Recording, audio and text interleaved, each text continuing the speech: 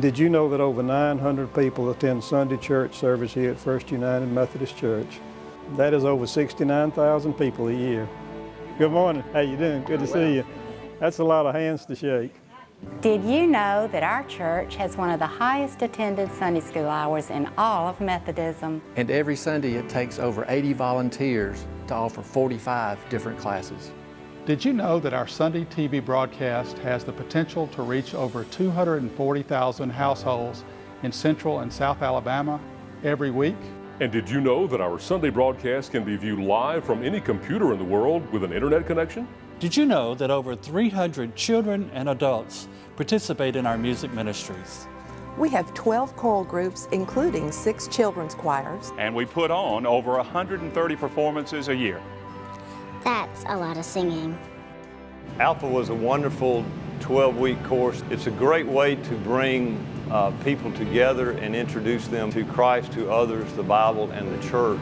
It was a way to meet people, become comfortable with attending services here, and led to our joining the church almost 6 years ago. Did you know we have terrific Tuesdays here every week at our church? Bingo!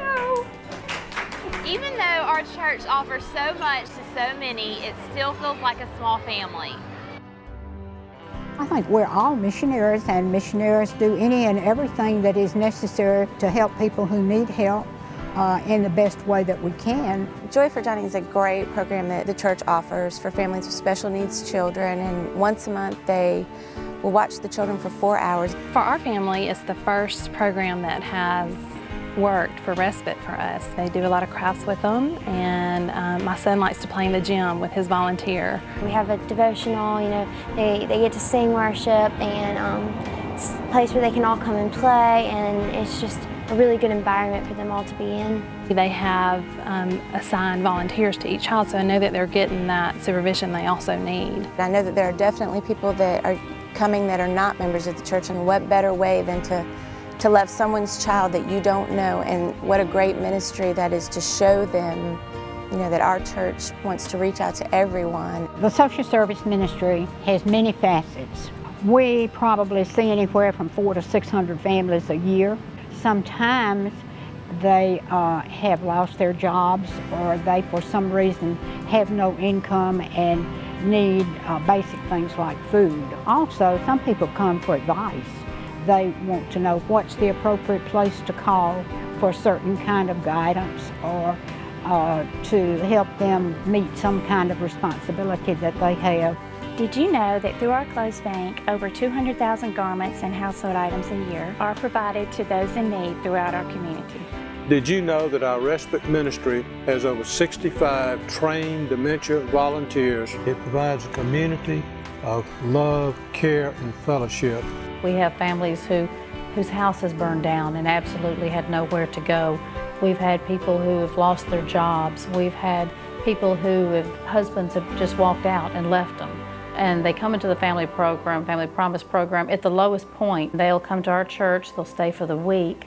We'll set up our area down in the first floor of Wesley Hall, and try and make that as much of a home for them as we can. It was not a very pleasant time, and we were just about as low as any person could go.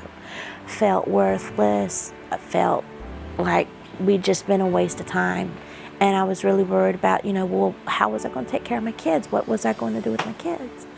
And then we got into Family Promise. And the volunteers, they loved on us and they reaffirmed us. And that's when, for the first time ever, I can really say that I felt God's love touch us. It came in and it made everything okay. We could hold our head up again. We could look people in the eye again. We're not trying to just provide a place for them to live. It's trying to help them transition on into their own housing, which is what they are all really wanting to do. Here at the Cloverdale campus is a spot where the church, the school, and the community can come together as one. A great example of this is our partnership with Huntington College and the Save First Tax program. We also provide office space for nonprofit groups such as Bridge Builders, the Montgomery Music Project, Rebuilding Together Alabama, and the ASU Wesley Foundation. Our church also offers a Sunday evening service in which we believe we can deepen our roots spiritually through silence and contemplation. Emerge also utilizes this space at Cloverdale campus for students like me to come and worship and grow in Christ together.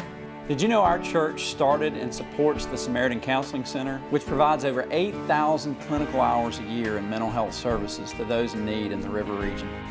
In times of disaster, people often want to help. Our church organizes volunteer disaster relief efforts, and 100% of contributions flow directly to those in need. In addition to the projects our Work Area on Missions undertakes in our community and regionally, we provide special resources for projects around the world.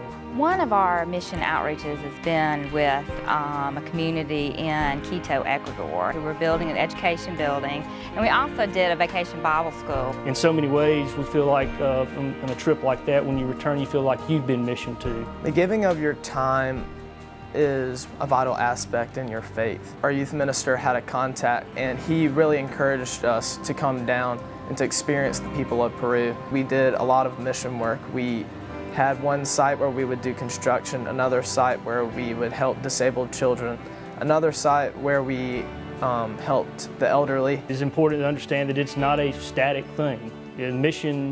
Our missions are always growing, expanding.